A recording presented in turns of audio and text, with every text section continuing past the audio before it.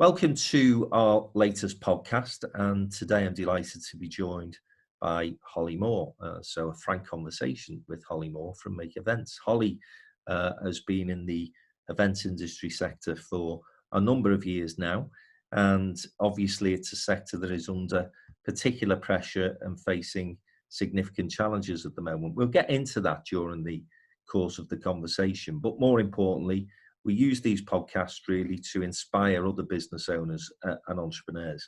And Holly does have an inspirational story behind her career journey to date. I'm sure there's more to come. But as always, we love to hear stories and we love to hear about how people have carved out their successes. So welcome, Holly. Great to see you. Hi, how are you? Yeah, very good, thank you. I'm just like everyone else, struggling through the lockdown, but you're helping us with that, as we'll get into later.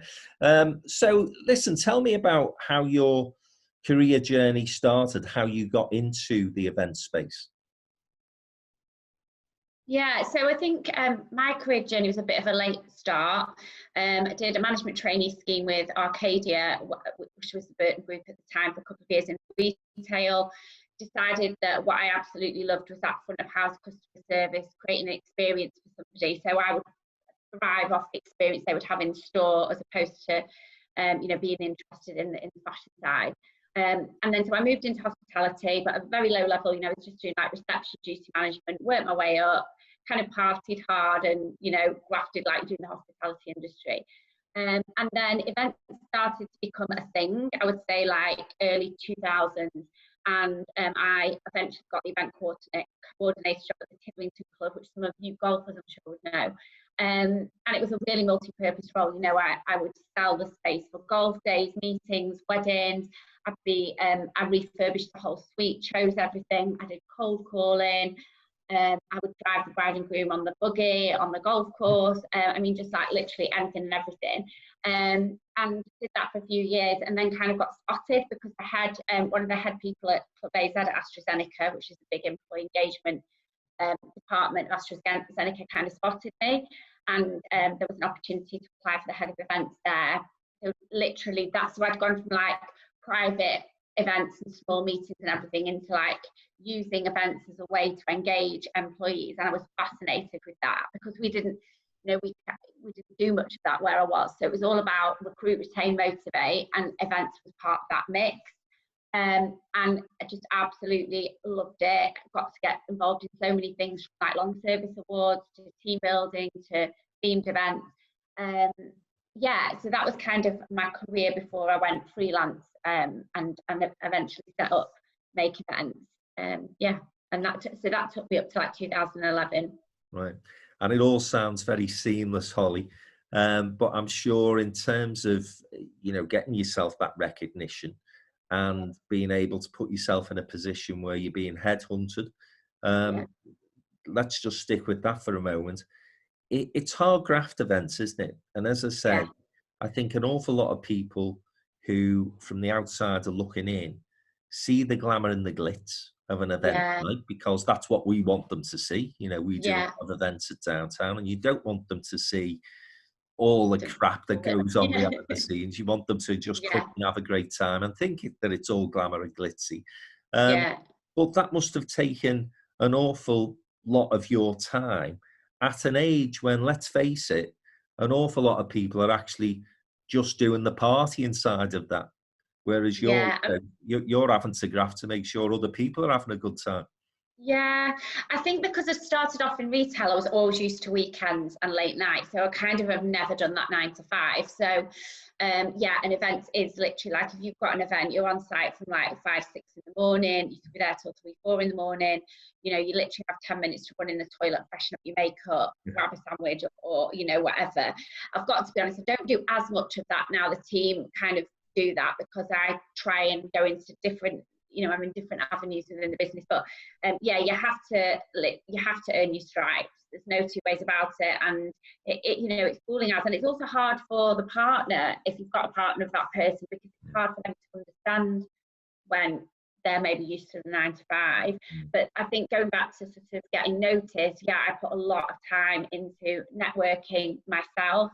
local networking. I'd put my hand up for anything over and above, my job role.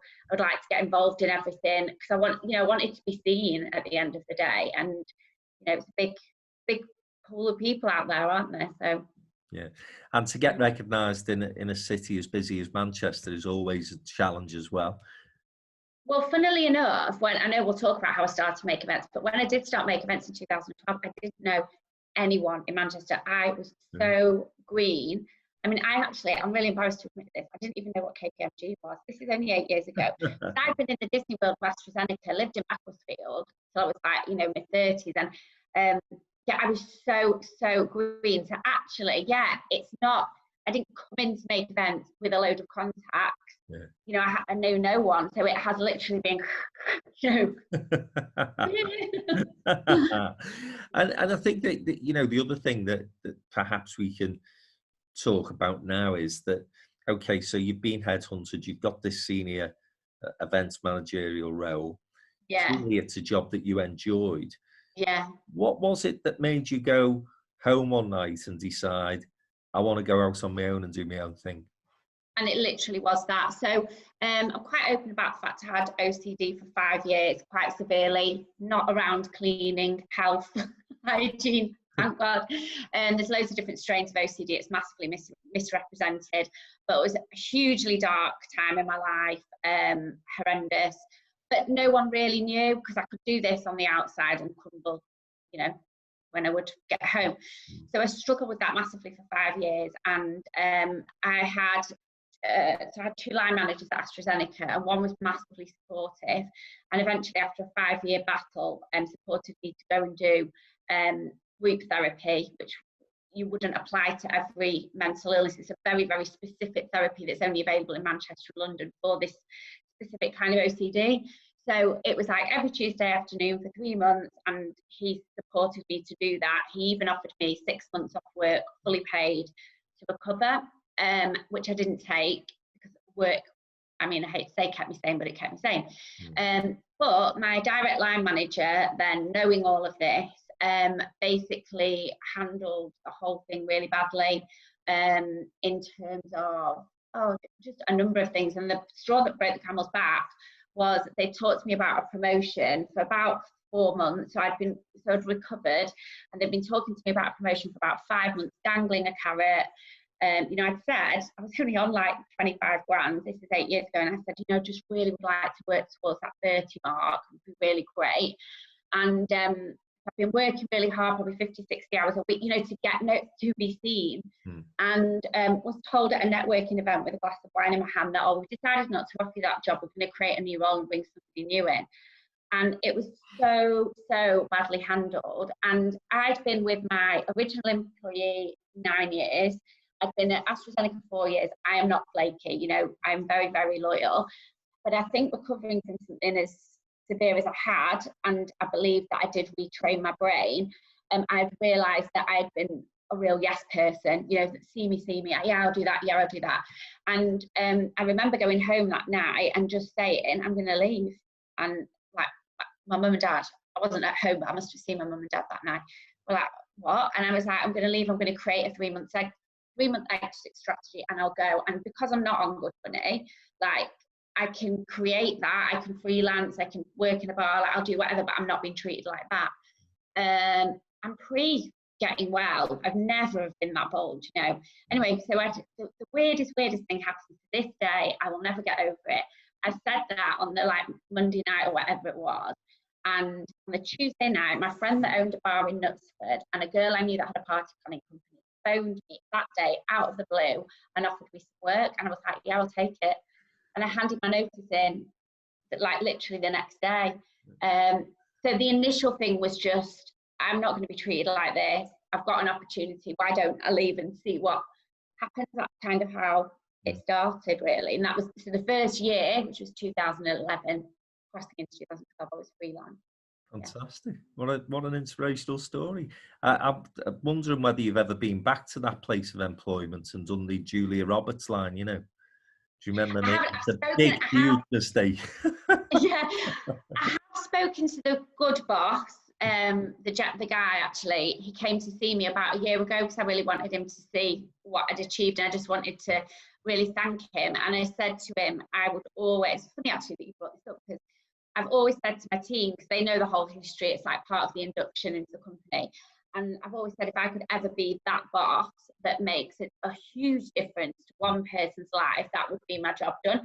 And weirdly enough, gives me a bit of goosebumps. I actually think what we're going through at the moment and the way that I've led the team, like I can honestly say for once, I really think I've done a good job. And I really think I will be remembered, because we were all saying this is a moment in history that we're always going to remember who you're with when Boris announced lockdown, and so I feel like I've kind of achieved that I will be a part of their lives somewhere in their memory forever. And that's kind of what I want, like that was kind of what he inspired me to do. It's a nice legacy to leave, isn't it? Yeah. And when you reflect on that period of your life, Holly, because it was clearly a very difficult one for you. There's two things that I'd say really. The first is that, now people are relatively comfortable talking about mental health challenges, and that's a good thing. We progressed so much in terms of being able to open up and encourage people to have those conversations in an open and honest way. And then, of course, the support infrastructures that are available, both in and out of the workplace, are much stronger. But back then, not so much. So, that must have been, for you as a person at the age that you were, must have been quite difficult just to have the conversation. Oh, it was unbelievable. I mean, I can't even describe to you like the terror that I lived in. The fear that I lived in was just horrendous. And it just came upon me like one day. And because part of the strain of OCD is people that get OCD are perfectionists, they have really high consciences, they feel guilty about a lot of stuff. So because I was getting all this all-consuming, horrible, intrusive thoughts, I just got on the phone to the doctors, because it was just so alien to me. And very, very luckily, because I'm going back now, 2003 maybe, I can't remember. I had the doctor there recognised it as intrusive thoughts, but it was such a fluke that he did, because later down the line when I would see a locum or whatever, they wouldn't know what it was. And he literally straight away said, you're having intrusive thoughts. Do you have private healthcare? I was like, yes, because I was with AstraZeneca. Right, we'll get you through to the private. So I was just so lucky at that time. Whereas I think it's more highly, recognised now. But I was ashamed, I was embarrassed. I didn't actually talk about it, Frank, until 2 years ago in January at Brother. Phil Jones asked me to come and speak to his team. And that was the first time I talked about it. The reason I didn't was, I needed to know 100% it was gone and it was never coming back, because what's the point in me trying to tell a success story if then I have a relapse? And I've been through enough trauma in my life since then, that would be a trigger for it to come back, and it never has, so it's fine. But also, because it sounds awful, because it did start becoming a popular topic to talk about, I didn't want to just look like I was jumping on the bandwagon. Oh, what? Holly, she never mentioned it before. So I think there's a saying about share a story when you're comfortable with it and you're comfortable that the audience that hear it are worthy of hearing it. And so once I did it the first time, I got such a great reaction. It was like, oh, right, okay, people are interested in this kind of thing. And just in terms of clearly coming through that difficulty and then getting to that position of, right, I'm going to go for it now, I'm going to do my own thing, and to set up a business in that event space. Again, you will have been around the sector by then to know that this wasn't an easy challenge, right? There's some big competition out there. And, you've self-confessed that you didn't really know the Manchester market. In fact, you didn't know anyone in Manchester. What was I thinking?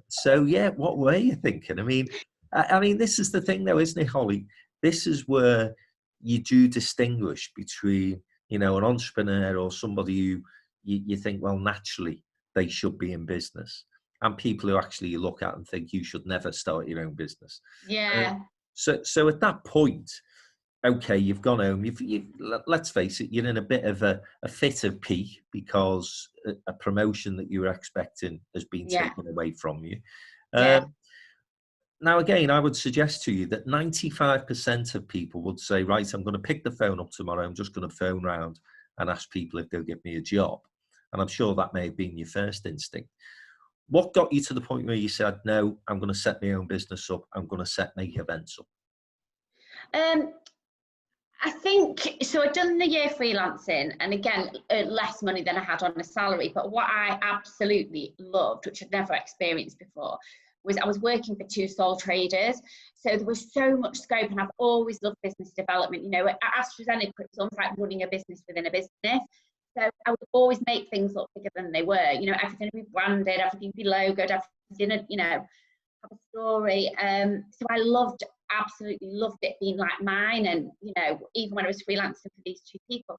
So what happened was, I was going to go into business with the girl that had her own party planning company, and we fell out. Really lovely story about never burning bridges. We've just reconnected 8 years later, which is amazing. So that's lovely. But yes, we fell out, and I was like, oh God, what am I going to do? I'd had a taste of working for myself, even though I wasn't earning much money. And I remember that with my dad, and my dad's had his own business, and he just said, why don't you just make yourself available for events? Like, you know, let people you know you're doing it, have a go, see what happens. And then if not, you're going to get a good job, Holly, somewhere else. So don't worry about it. So literally, that's what I did. And my sister had just moved to America, so I thought it gives me a little bit more freedom. I mean, it didn't, but as we all think. And yeah, so I just literally set up, designed a logo. What had happened that was great, and again, you know, a lesson to everyone is just don't burn your bridges and always be open and honest, because the girl I nearly went into business with, I got her 2 clients, and she actually said to me, you can have these 2 clients. And I said, well, okay. I said, but will you email them, copy me in, and then they can see it's all above board and they feel comfortable. And she did that actually for me, which was amazing. So I kind of started with a couple of clients, and then I just got on the phone, like you say, not knowing anyone in Manchester, just got on the phone to the venues, because I had a venue inquiry. So I phoned all the venues that were, whether they were suitable or not, just to be like, hi, it's Holly, I've set up my own, blah, blah, blah. And then people were interested. And I think, you know, a lot of the people, not to be sexist, but the work in the hotels are female, you know, in their 20s, 30s. So I think they kind of like were rooting for me a little bit, those girls. Yeah. I absolutely get that. So as you say, Holly, obviously a lot of people rooting for you, particularly other young females, which is natural, of course. But nevertheless, again, I'm sort of reflecting on that time. The event business, as such, was still a relatively new industry. So, you know, there's opportunities and challenges that go along with that. So there's not necessarily a natural pot of customers that you can go to, but nonetheless, you can start to carve out a reputation and a way of doing things that perhaps is a little bit unique. And as I say, gives you opportunities as well. Yeah. So were you have you frozen? No, I'm okay. I'm okay. It's So my age. At this age, Holly, you look as though you're frozen even when you're... yeah, I think we did do things differently. You know, there's some big names, amazing companies. You know, you had Liz, obviously Liz Taylor and Julie Perry in the private sector, you know, and you know, very notorious and amazing at what they do. You had WRG, which is like the global corporate. So we were a bit hybrid at that time, because we were doing some private parties, but actually mainly corporate. Because I think the thing with the private parties, which would be good to touch on later on in the interview, is that you really do need a rep for that. Do you know what I mean? So why, you know, when you've already got great people doing it. So the corporate seemed to be what picked up. And I think what we did was a bit different in that I was thinking to myself, right, if I was we've got a lot of venue referrals going back to the people rooting for us. And I thought, right, when I didn't work for an event agency, I always wanted to, because that seems like the best job, because it's the most creative, and you book all the celebs and you do this and you do that. So I thought, so if I'm sat in an office at the Lowry or the Radisson or whatever, and I'm booking events, I want a piece of make events because it looks really fun. And and I probably would like Holly to notice me, because if a job comes up to make events, that could be really fun. So we started to build this relationship. Like, one of the things we did literally in like the first few months is we did Make Mondays Better. So we found out of every single person that worked in the events office in a Manchester hotel, their favourite hot drink, cold drink, snack and alcohol. And every Monday for 3 months, we picked the winning hotel and we drove and dropped off these goodies. And it might be like cans of Pimm's, chocolate, whatever. So they all started sharing it on social media, you see. Yeah. So that gave us like loads of traction. And I don't think anybody, and without fail, we would handwrite the notes. We've got pictures of it. It makes me laugh how we have the time to do it. But I think things like that really, and we changed our brand to purple logo. It's not the logo that we've got today. So then we used to do loads of purple things, and we got called like Team Purple on Twitter and stuff like that. We kind of got a bit of a name for ourselves. Yeah, that when you think about it, I hadn't thought about it like that. But yeah, it's probably different. I think I used to put myself in, what would I love to get delivered to the office, what, rather than just like a box of Thorntons, what would I really love, or what I love would be great to, so I kind of put myself in their shoes, I think, a little bit. Yeah, and I think again, you've sort of referenced this already, but you've always been good wherever you've worked at making whatever you've got look bigger than it actually is. And it is important, isn't it? I mean, because all new businesses are by the very nature small. So often there's a couple of people, and who wants to buy off a couple of people? You've got to make yourself look as though you've got a scale and a capacity that can deliver. And obviously you are very good in terms of the marketing side of what you do. But again, the thing that probably distinguishes you from a lot of people is when you were talking there, I don't know if you picked this up yourself, you were talking about attracting talent to work for your business. A lot of business owners at all levels would say, and every bit of my focus was about winning customers. Whereas you were already thinking very early on in that business ownership career, I want to attract great talent. I think the way that we always, so our strap line, which evolved, we didn't get it till 2014, but it was an accumulation of what I'd always believed in, was that our strap line is, we create the ultimate experience in a virtual world now. But we create the ultimate experience, but it was always the ultimate experience for clients, suppliers, colleagues, and venues. And that because I'd worked in all those 4 to get to where I was. So I understood what a venue wanted from an events agency. I understood what relationship a supplier wanted from an event agency. So I understood, I always used to call it like all spokes of the wheel, but I understood every single position. So even with venues, silly things like, if you've never worked at a venue, you don't know that if you swap a chicken curry to a prawn curry, that's going to cost more money because prawns are more money. It's little things like that. And I think, so yeah, I was always able to put myself in people's shoes. And then I think what then happened is we started to recruit, people wanted to work for us. And, I did a thing yesterday, and I have a lot of people come to me and say, oh, I've been following Make Events, I love what you do, blah, blah, blah. But then you have to balance that, which is what you're saying with what we do sometimes struggle with is, it is all fun and creative and exciting on Instagram and LinkedIn and everything like that. But the hours are long. There is horrible admin to do, One of my team at the moment, actually, she started her own Instagram, and it's like the highs and the lows, and she's showing her, no makeup at 4 a.m. versus, stood with Dermot O'Leary, it's highs and lows kind of thing. And let me just, again, stick with this point before I get into the success of Make Events. In terms of, because again, you spoke about this a couple of times briefly. And sort of skated over it, and I get why. But it can impact on personal relationships, it can impact on your family life, it can impact on your social life. And so those pressures are pressures that you as a business owner have to cope with, but then you're conscious that your team are having to cope with those same pressures. And you're having to try and support them in that. How difficult is that, Holly? Because I think, again, all business owners, events is a particularly difficult industry sector in this respect.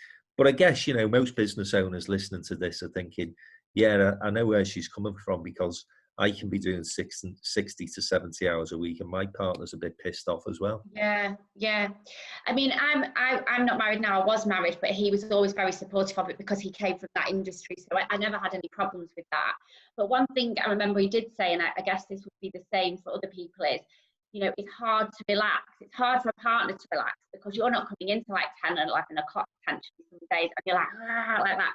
So it's not necessarily a calm, you know, life to you know, to live with. So I would always reflect on that for my team. So things that I've always done for them are, you know, if they've been doing really well and I'm conscious their partner will know they're working long hours on a particular project, I've been known to drop a message to the partner and say, hi, I just want to let you know, like, Alex has been a superstar this week, and I just thought he won't tell you, but I will.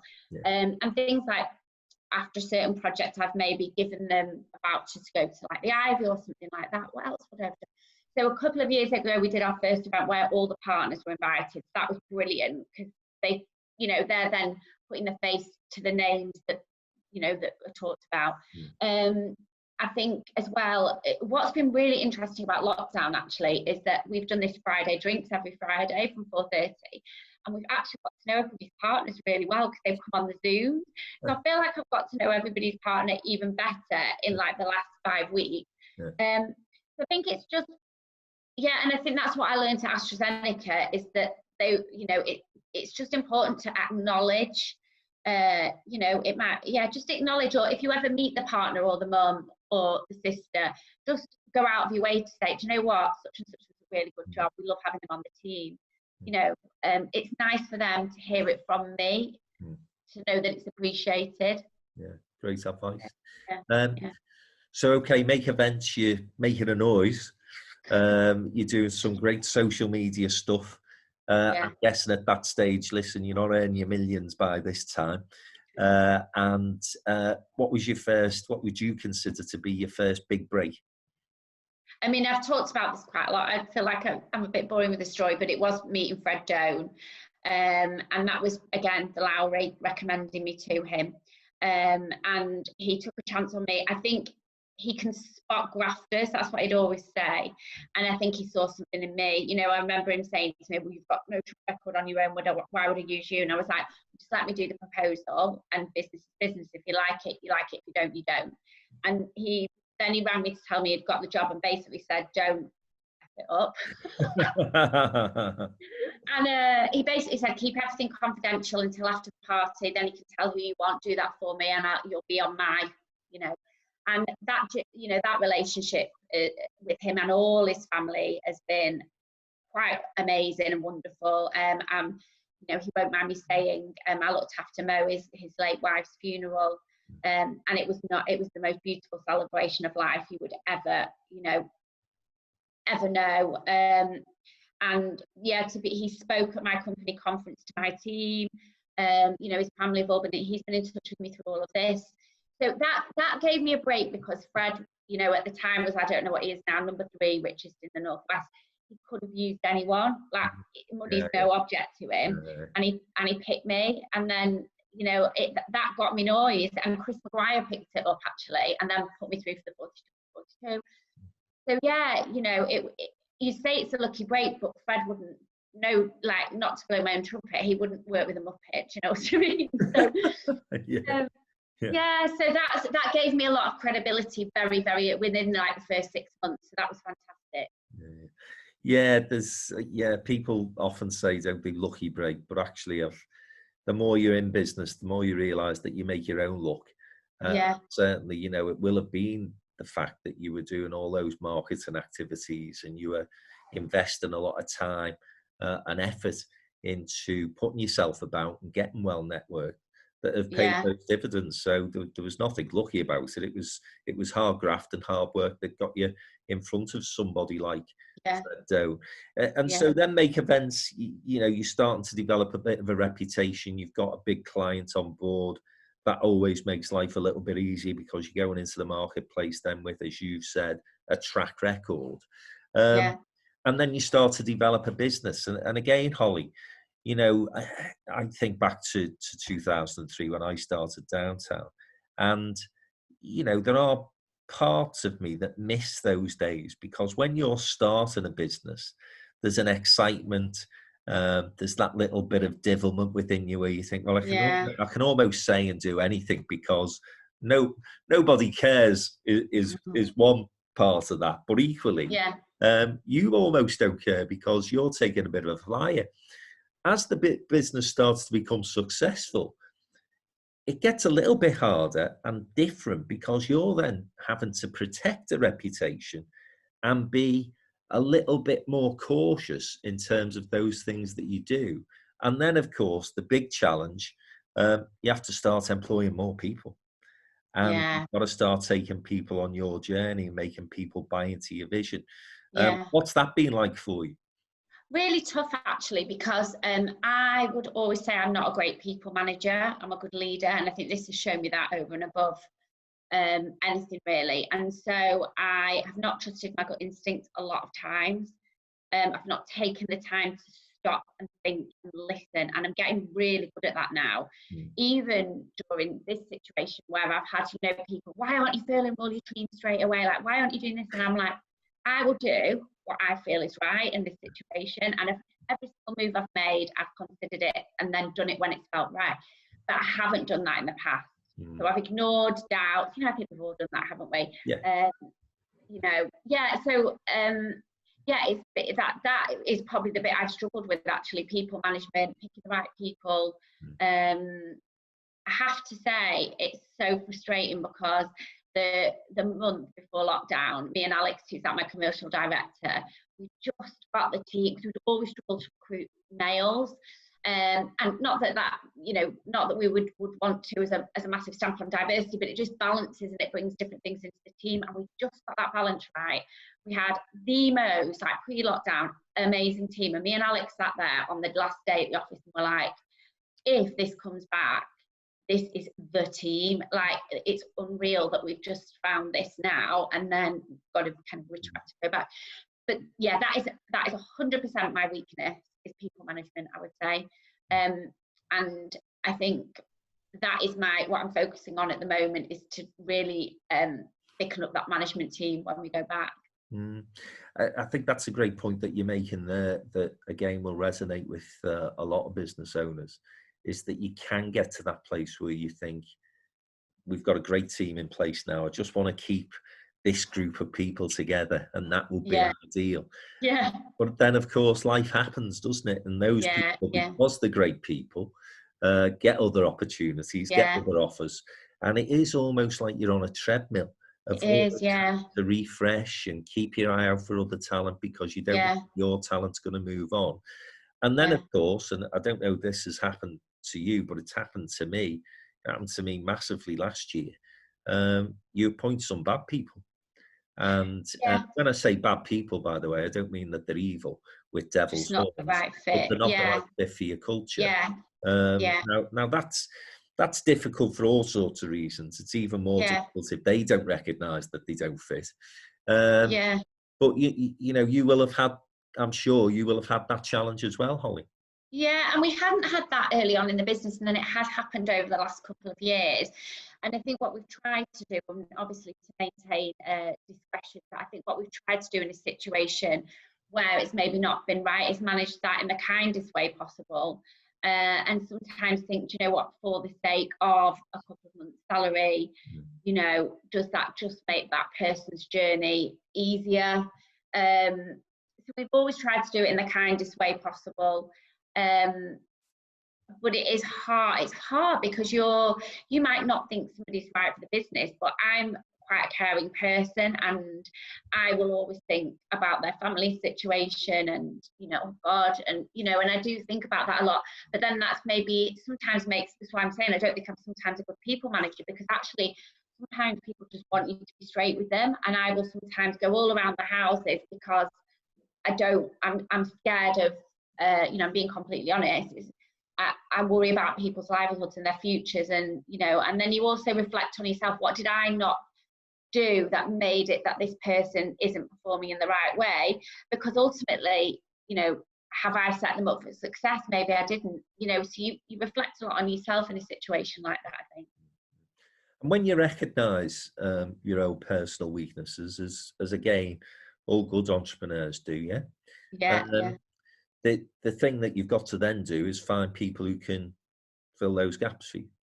yeah, So again, you've mentioned Alex a couple of times in the yeah, conversation today, but equally, you're still an SME, you're still a small yeah, business. So like me, like again, many people who are listening to this, yeah, can't afford big management teams.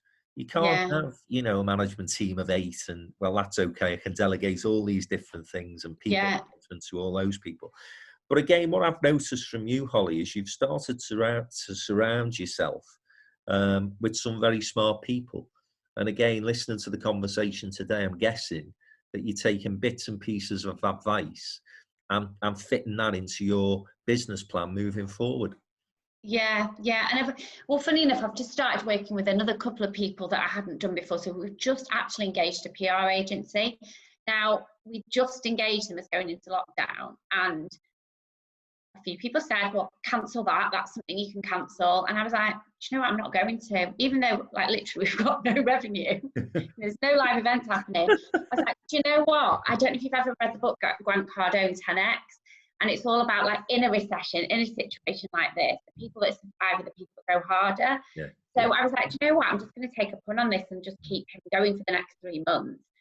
And also like, that's great because like he's offered a completely different inspiration into the business because he works very much in like the influencer sector and the influencer sector is still really strong. So that's interesting. And then because I felt like the massive problem with the business in the last year has been the organizational chart and I've tried to do it a million times. And I'm mixing personalities with. So I've got a guy that used to be CMD of McCann, and he's got his own consultancy, and he's doing some work for me on the org chart. And he was amazing. He said, "Listen, I really feel like I can add loads of value. Just pay me when the business starts making money again." So yeah, they're 2 new influences quite recently actually, but I need that. Like I need that outside influence to keep me engaged and excited. And if we start to think about, we'll come on to all the horrible bits of the lockdown in a moment, but if you start to think about, the positives, what I've found over the past 4 or 5 weeks is that I have had a little bit more breathing space to think about the business and the direction the business needs to go in, to identify perhaps some key personalities within the team and to give them a bit more responsibility. It does give you that space, doesn't it, that we don't ordinarily get when you're going at 100 miles an hour, which is what happens when we're in normal times. Yeah. And again, so have you found that, Holly, that you sort of sitting there thinking, actually, there are post-crisis going to be opportunities for us here?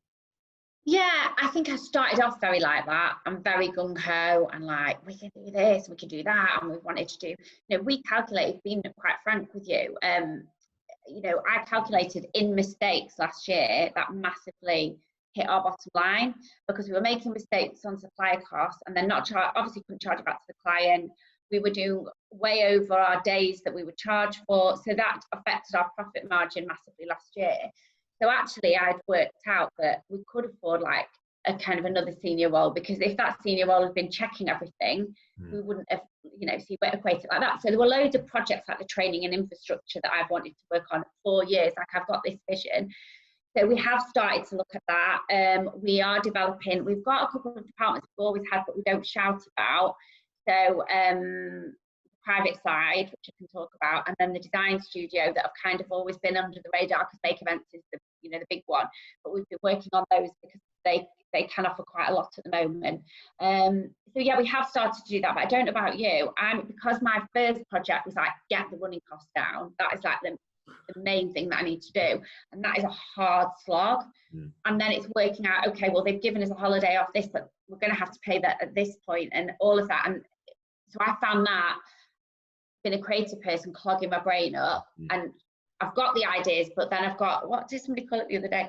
Is it priority paralysis at the moment? I'm like, where do I start? Yeah. And so if I'm being completely honest, I am struggling to focus actually, because I'm like, you know, I want to do this, but I need to get a bit of revenue in, and I need to check the team are okay, and then I need to speak to the building's operator. Oh, so I'm going to be honest. At the moment, I feel super busy. So like every minute, unless I'm in the gym, because I've got a gym at home, unless I'm in the gym or I'm drinking too much gin, I'm working, but maybe not that effectively, if I'm completely honest, because I work better like say one-to-one or in a brainstorm, and then we one of our brand values is get stuff done, and we'll have a meeting. It'll be like, right, if we're going to do that procedure, you type it now, then we'll come back in half an hour, and that's the way I work. So this is a struggle for me to, you know. Yeah, that's interesting. Yeah, I've sort of found just being out of the office has given me a bit more thinking time, and the other thing that we were pretty hopeless at, to be honest, is back office stuff. yes, So we've exactly. got this CRM system that we've been promising to update forever, and it's one of those jobs no one wants to do, but it's always on the agenda. You know, and again, every business mentor you speak to, business coach, tells you not to put things on the agenda if you don't actually seriously think you're going to deal with them. Anyway, we've dealt with that. You know, I'll have to pick your brains on that, because we're looking at ours at the moment. Well, we've sort of used the last 3 weeks to get people beavering away on that, because they've got time to do it, not doing anything else, do the boring admin stuff. So that's been great. And then again, a bit like you start to think about, initially, there's a bit of fear there, isn't there, of, oh, it's always going to be like this, and we've got all these bills mounting up, and it's okay being given a holiday, but they're not giving a pass. So, you know, I planned on promoting a couple of the team internally, and obviously you start to think about whether that's wise at the moment. But then equally you think, well, do you know what? If you're confident in your product, if you're confident in your business, then you know, the point that you made earlier, it's when you're in times of crisis that actually you've got to demonstrate a confidence in your own brand, because if you're not confident about your own business, why should anyone else be? I agree. And I think I've been super positive. The last week, I must admit, from, you know, what you're saying, and it's a watch out for me, I have been down because there's just no guidance on social distancing, and that massively, you know, our most profitable events are 250 people above, shoulder to shoulder. Well, we're not looking at that till a vaccine. So I think a bit of realism kicked in this week. And then I also have to be mindful that I don't show that. I mean, I'll listen to this, but I don't show that too much to the team, because they need the belief that I give them. Having said that, I think what they have appreciated is I've over communicated everything, and they have said that they really appreciate that. And you know, I've said to them all, I don't know what this business looks like when we go back, even though we're still working out. You know, the organisation chart's likely to be different, the salaries could be different, because they were built, we always paid over market value, but it could be different because it was based on a profitable, thriving business with a pipeline.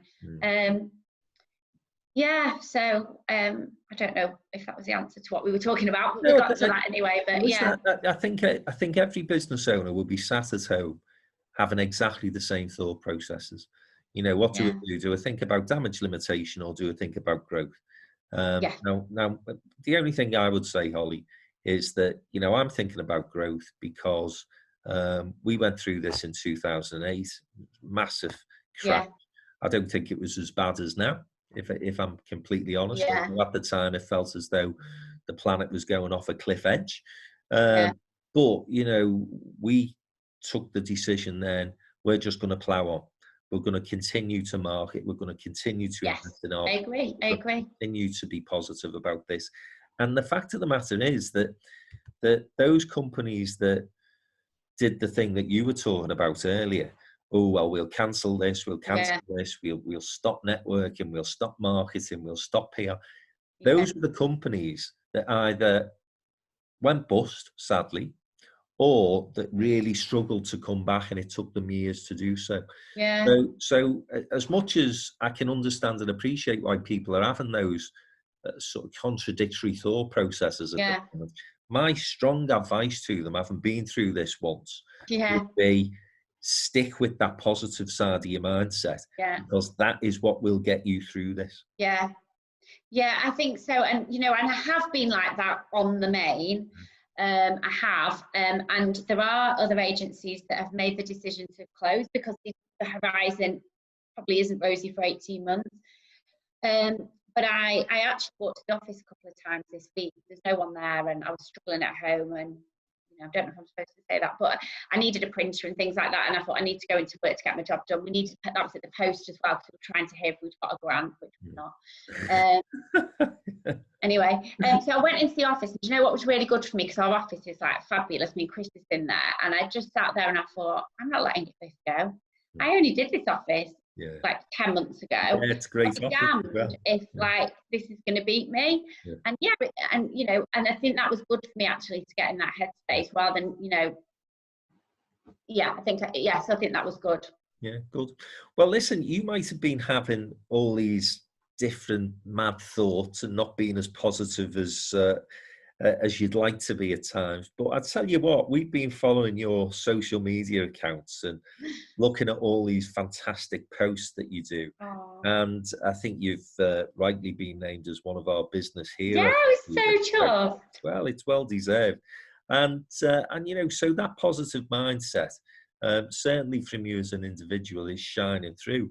And I can just, you know, a plea, I'm sure, from the whole of the Northwest business community is, please keep it going, because if you ever need to put a smile on your face, just click onto your Twitter account or your other social media accounts and have a little look. It's been absolutely fantastic to see, Holly. Oh, thank you so much. I think because I am on like isolating on my own as well. I think like when I've done something like, because I'm like the most rubbish cook ever, so I've been like teaching myself stuff. Because there's no one to tell, I'm like, oh, I'll post it. But actually, like, I get quite a lot of joy from that. And so I just think I'm not going to worry about what people think. If people think, oh, here she is again doing another selfie, I'll be like, well, yeah, but I've got no one to talk to, so I'm going to do a selfie. I really quite like this outfit, and it's just, it needs to go somewhere. But I think also what it does demonstrate on a serious note is that creativity that you clearly have. Yeah. And that's what you brought into your business, into that event space as well. And so, you know, I'm guessing, and listen, you and I don't know each other really well, so I'm making all sorts of assumptions here. But when I look at you and the type of personality that I see, I'm guessing that it's that creativity and being able to take, you know, a blank sheet of paper and then create this amazing event that really is what keeps your juices flowing and motivates you to keep going. And those private parties that you guys organise, my guess is, Holly, and I may be a million miles away here, but my guess is that's what gets you out of bed in the morning, puts a spin in your step. Do you know what? It's funny you should say that, actually, because so we've done that. We separated the private parties into another brand about 4 years ago. And at the time, we wanted to focus on the corporate. And Marnie Millard, who's a Nichols PLC Vimto, said to me, why don't you just do your private parties a bit under the radar? Because it's a bit exclusive. And then, you know, people want the privacy and everything like that. But we've built a really, really good reputation with it. So with the limited company was Holly Moore Events, which I was always a bit uncomfortable with. We renamed it to HM Events last year. 2 weeks before lockdown, because I've got a lady that runs that for me now, Rosie, they presented the new brand, which was scary for them because they're presenting me with, you know, and it was amazing. And then I don't know what you think, but I pulled back from launching it because of what was happening, but also I didn't want people to think, even though this limited company's been set up like 4 years, that, oh, are they setting up another brand? So if it all goes tits up, for want of a better word, they can liquidate that and move on to that. And I'm in a dilemma at the moment because I think private parties will come back first. And we've got all this amazing, we've got like 8 years worth of events that we've done that aren't anywhere in the public arena. And this gorgeous new brand that they've done, and a team ready to deliver them. But I want to be mindful of launching it at the right time. And I do potentially think those events will come back before corporate. Because I think people want to get together. But when you say, they definitely light my fire because you're so creative. But I tell you what really does light my fire now is we do our own internal communications events for Make Events. Like we do full-on proper conferences that you would do for 200 people for our team of 20. And I absolutely, because it's my brand, I'm used to doing that for other brands, like helping deliver their strategy to their team. So to do it for my team is just, that really, you know, really does light me up. Yeah, and yeah, it's a tough one, that in terms of when the right time to really launch that new brand will be. I mean, my instinct is, listen, I'm really impatient with stuff like that, so my instinct would just be go for it. And again, I think, you know, you made the point earlier.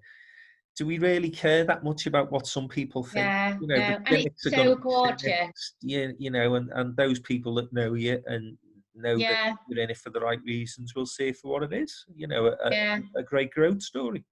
Yeah, it would be exciting, and it give the team like a bit of, you know, to be doing something nice and new and exciting rather than kind of like crisis, you know, planning and stuff like that. And you know what? Again, you know, if you look at the news that we're having to read and watch at the moment, of course we're all having to look at it because we're all worried to an extent about the future, and we want to know what the next steps are in terms of the government and so on. But there's too little good news about it, isn't there? So again, you know, I mentioned very briefly that we promoted two of our team, Helen and Abby, and we put that story out last week. And the number of people who've contacted me to say, oh, it was just so refreshing to see a bit of good news. Yeah. So, you know what? You're probably right there. Yeah. So worth pondering, I think. Worth pondering. Now, listen, we're not going to finish on this because we want to finish on a positive note. But, you know, offline, we were chatting about where we are at the moment. And the hospitality sector, we deal an awful lot with. You know, great members who are in that space. I think the one thing that's killing them at the moment is uncertainty and a little bit of a roadmap out of this. Now, again, listen, I haven't been a politician. I understand and appreciate the pressures that these guys are under. I'm not suggesting it's easy. But the one thing I think that would start to begin to give you guys a little bit of hope and light at the end of the tunnel is some of those practicalities. So what are the social distancing measures going to look like? I'm aware that in Europe it's been reduced from 2 meters to 1.5, for example. Therefore, you can then start to look at venues that could appropriate fit those sort of numbers. What is that number going to be? You know, they're the sort of things, I'm guessing, the sort of information that you can't wait to get hold of. Well, that's it. I mean, you know, I was saying to you before, I feel like celebration events are going to be affected massively because everyone's crammed at the bar together, dancing together. So I think they'll be affected. Conferences we can manage if we know the parameters, but it will affect, you know, you're moving up venues really. So where you would have maybe placed 200 people at the Lowry, you're now going to have to look at 200 people at the Kimpton because it's got more space. And then is that going to inflate the prices because the Kimpton would normally want 400 in the ballroom, but now they can only have 200. So there's a massive knock-on effect there. Or we were talking to one client yesterday where they used to merge their Manchester and London office for an event. Would they now hold it separately, more local, you know, so one in Manchester, one in London, with some live content, but then hybrid that with some streaming between both venues. So yeah, I think, you know, that's why it's not that I'm being pessimistic, but I think if you are on the worst case scenario, which is when the vaccine comes out, then you can manage your forecasting and your finances to get you through that period. And that's why I'm erring on the side of caution at the moment until we hear otherwise. And the sooner they can get that information out, the better. I'm sure you'd agree. So listen, I would have wanted to talk a little bit longer with you, but obviously we've got this challenge of internet connections and so on. And the other thing that I'm absolutely going to do is we're going to get you into the downtown studio when we do come out of lockdown so that we can do this interview in a little bit more of a civilized way, Holly, if I can put it that way. I might have my roots done and my nails done by then. Me too. Lockdown life. Look at the state of those nails. So listen, last point I'm going to put to you. And as I say, we could talk for ages, because fascinating story, a fascinating business that you've got. If you were talking to your 30-year-old self, which was probably about 2 years ago now, and you were giving yourself a piece of advice as to, let's say 3 things that going into business you wish you'd have known then what you know now, what would they be? So weird, because that's why I've been thinking about at the moment, what were the mistakes, what did we do wrong, so we've got a chance to start again in a lot of ways. And I'm now answering my own question. Set things up properly back of house first, or while your expenses aren't that much, when we were working out of the dining room, when we were working in a £300 a month office, that would have been the ideal time to bring in an expert to write the training and write the infrastructure, but you don't, because you're penny pinching. Yeah. But now to bring it in, we've got a huge monthly running cost. So I think set up, if you feel like it's got legs and you believe it's going to succeed, a bit like you were saying as well, set up those back of things properly from the start and invest in somebody to do that for you. Because I think that will just make life a lot easier. And then also probably say, which we didn't always do, but almost like recruit talent, experienced talent right at the beginning. Because I think you can get a lot of people that are doers in the beginning, which are equally important to business. But that person that's better than you, that's done it before, that knows more than you, can drive you forward quicker. I don't think as much as you've got your frustrations and you wish you'd done things differently, I don't think I would have changed too much, because it has just been like an amazing journey so far. And you learn by your mistakes, of course. Yeah. I mean, the one piece of advice I would have given myself when I started my own business, and because I never in a million years would have thought I'd start my own business. I'd mapped out. Really? Well, I was just going to be a politician, Yeah. And then that sort of changed. My life changed direction for reasons I won't bore you with. But the one thing that I wish I'd have done at the very outset was get the financial infrastructure around the business. I was working with smart financial advisors, which, to be honest with you, we've probably only really done for the past 12 months. Yeah. So, 16 years later, I've learned that lesson. I wish I'd have done that when we started out, and that point that you made about having a strong infrastructure in place at the very start. But again, listen, like you, there's not much of anything I'd change, because it's been a great ride, and you have to take the knocks, don't you? Yeah, I always say I'd rather have a life of 50% ups and 50% downs than 100% boring. Yeah. You're not the sort of flatline sort of character, are you? That's for sure. That's for sure. So listen, as I say, a little bit challenging in terms of the connection today. So apologies for that, but it's been great to speak to you. Oh, you too. We will definitely get you into the Downtown Den live when we're post coronavirus, and keep doing what you're doing, Holly, because as I say, you're an inspiration to us all. Thank you so much. I've really enjoyed our chat. It's been brilliant. I'll see you very soon. Thanks, Holly. Cheers. Bye.